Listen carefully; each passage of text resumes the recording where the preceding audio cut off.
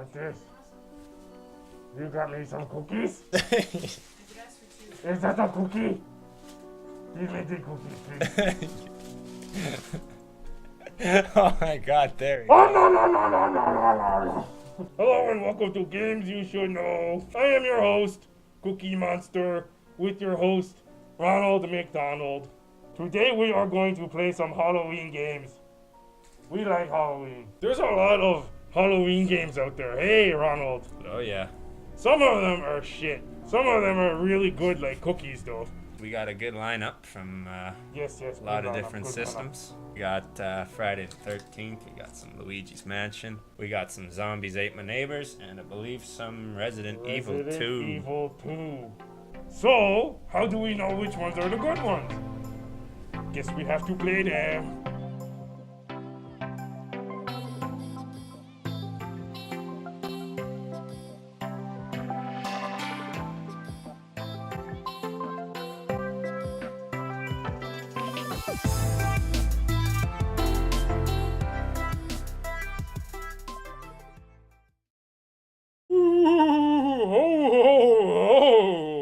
This is one of my all-time favorite games because I think I played it at that magical time. Like, I was like 12 years old when this game came out, I think. This game is Luigi's Mansion for the Gamecube. Today we're going to find out, is it a game you should know? So Luigi thinks he wins a mansion in some kind of contest, and he goes to claim his prize, and turns out it's just a ghost house. And so this guy, Professor Egad, hooks you up with this vacuum cleaner, which he calls the Poltergust 3000. And you actually have to go ghost hunting throughout this entire mansion. It's pretty sweet. You have the awesome throwback Game Boy here. He has this little pocket Game Boy horror kind of thing instead of Game Boy Color. She uses it as like a mini map and so on. You got the little mini map of the entire mansion here, so you know which keys work where. You don't get lost. This is a gigantic maze. Any mirror that you find, you can teleport back to the main foyer with. There's all these little things out here to hurt you, like little bad mushrooms and such. What's the goal? What's the objective? So when you show up, you find out pretty quick that Luigi, you didn't actually win a mansion. What's going on here is a ghost house, but turns out your brother Mario had showed up just before and didn't get the help of Professor Egad, and he's somewhere lost in this mansion, and you gotta save your brother. So it's similar to that education game back in the day called Mario is Missing. I don't know if you ever played that, but Luigi travels the globe looking for Mario. So this game is you're looking for him in a house. Is this game worth playing? Is this a game you should know? If you're looking for a spooky kind of thing for your kids, if you're not ready for a Resident Evil type game, then for me, this is the next go-to game. Definitely a good choice, good alternative for the kids. You still get the spooky factor when you're going through the doors and such. Definitely spooky, definitely a great kind of mini RPG going on here. I give it a thumbs up. Ba-da-ba-ba-ba! I'm fucking hating this game. So, Friday the 13th, the game. Friday the 13th, what's his name? Jason. He goes around just trying to kill these kids. Is that the story here? You're at Crystal Lake Camp, and the counselors have to keep the kids safe. So they do that by lighting little fires in the fireplaces at all the cabins or something? Yes, correct. Okay, alright, that makes sense. And so, basically, you get a little pager alarm go off every time one of these kids gets captured or is getting attacked by Jason. And you have a whole minute to show up before the children's killed. Let's focus on let me try to focus on the positives for a bit, maybe, I guess. I don't know. I'm too much of a downer on this game. You got a pretty wicked map. Yeah, I do like the map. You know, it's pretty straightforward. It's a great map. All the different characters have different abilities. Apparently, yes. As you can see here, Mark is the faster. He's athletic. He can run a little quicker, which is, I find, you know, definitely a good thing in this game. So you just saved 4 kids. So I just saved 4 kids here, as seen on the TV. And then all of a sudden, Freddy just appears out of nowhere. And then all of a sudden, Jason just appears. Sorry. Jason, not Freddy. Fuck!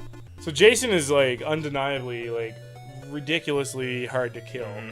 But Terrence, fortunately, figured out how to, like, dodge everything, and then he can just dodge. Yeah, so we're gonna skip to that cutscene. We're gonna show me juking, pretty much like this, juking Jason, and then throwing my rocks at him. And you know, I almost got him down to 3 ticks, which is probably the record for this game because we've never seen that. It's damn impossible, but you know, I did it, and I'm feeling pretty good about myself. And even though you think you're dodging, he double punches you, so they do make it difficult. It's a difficult game. As you can see here, I've hit him about 10 times, and he's only got 3 health points lost. And I don't think it's just awful. But I do like this game, and I definitely think it's a game you should know. I don't think it's a game you should know. I think it's a bit of a flop, personally.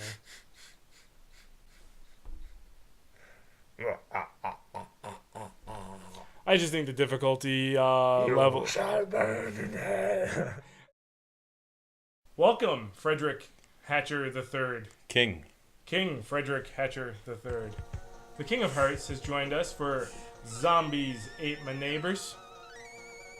Should be a good one.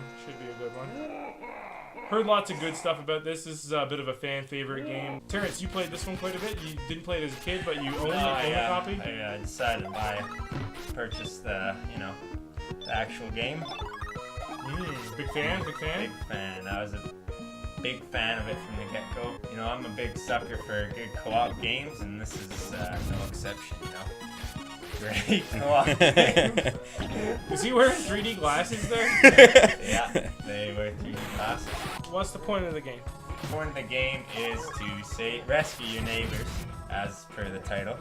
But the zombies are trying to eat them. You haven't yet. They're in the midst of eating your neighbors. You gotta go save them all. You get points to scene, and once you save them all on a specific level, you hop on to the next level, and you get points. So Fred, you played a lot of this? I played a nice bit of it. I've never owned it. A friend of mine used to play this, I guess mostly lunchtimes actually, as a kid. But yeah, no, it was a great fun game. I'm not near as good as I used to be. I was pretty bad, but no, it's definitely a fun game. Fun co-op. A lot of the monsters in this game are based out of the like 50s and like some like modern like horror movies like Friday the 13th and Texas Chainsaw Massacre. We can just cut to the footage of the Texas Chainsaw Massacre. It was the most frightening enemy in this game, to be honest. Texas guys, they are pretty OP. I think we had a lot of fun with this game, but I guess the question is, as always, is this a game you should know? I would say, yeah, definitely a game you should know. You probably already know it for most part. It was pretty popular in the day. Zombies Ate My Neighbors. Fred approved. Yes. Game you should know. All right. Here's an absolute banger of a classic, Resident Evil 2. This is not where survival horror started, but it's kind of where it was mega popularized. Resident Evil 2 was just an amazing game. Resident Evil, the first one, also amazing, very similar in style. So let's dive into the game a little bit here. So the way Resident Evil 2 worked is you could choose either Leon or Claire's story and kind of run with it. So Leon and Claire go through pretty well the same set of story, but different things happen. Like in Claire's version, you'll see that this guy has a crossbow instead of a shotgun. So they'll get different items here and there throughout, but it's mainly the same game between each story. I think some of the storylines are slightly different, but by large and far, it's the same experience. I got a lot of spooks playing this game. Oh yeah, I love those scary thriller type games. Playing in the dark, at home, alone in the basement.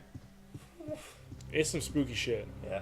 Yeah, so this game, definitely, if you are a big fan of horror films, if you like zombie slaying, you definitely want to play this game and check it out.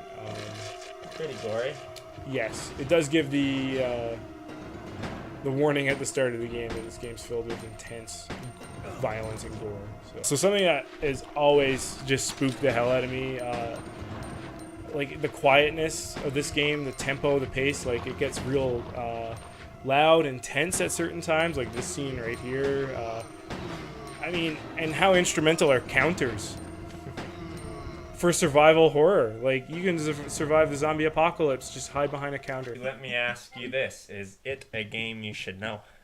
I think so. I mean, I'm just like gushing about this game. This game is amazing. Please check it out. You can play it on so many platforms: PS1, PS2, Gamecube. It's definitely a game you should know. If not, you already know. So what did we learn from tonight's video, Terrence? I mean, scary mage thingy. We played Luigi's Mansion and said it was good for the kids. We played Friday the 13th, one of my personal favorites. And I don't think I like that one very much.